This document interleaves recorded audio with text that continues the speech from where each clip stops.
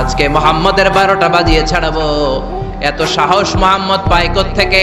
আমার স্বামীর বিরুদ্ধে কোরআনের আয়াত বানায়। মুহাম্মদরে যেইখানে পাবো মুহাম্মদরে সাইজ করব। বিশ্বনবী ওনার সাথী আবু বকরকে নিয়ে মক্কার কাবা ঘরের এক পাশে বসে রয়েছেন। উম্মে জামিল লাঠি নিয়ে তেড়ে এসেছে বিশ্বনবীকে মারার জন্য। সাইয়েদনা আবু বকর বললেন, নবী আপনি দৌড়ে পালান, আপনার চাচি আপনার অপমান করবে, হাজার হাজার মানুষের সামনে লাঠি পেটা করবে। বিশ্বনবী বললেন, আবু বকর চিন্তা করো না।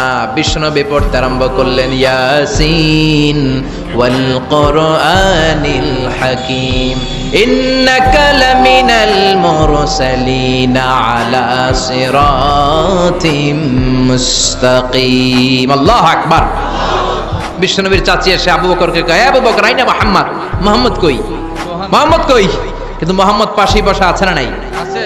বিশ্বনবীর চাচির চোখটারে তাৎক্ষণিকের জন্য অন্ধ করে দিয়েছে কে? আল্লাহ। এজন্য আল্লাহ বলেন, ওয়া ইযা ক্বারাআতাল কুরআনা জাআলনা বাইনাকা ওয়া বাইনাল্লাযীনা লা ইউমিনুনা বিল আখিরাতি হিজাবাম মাসতুরা।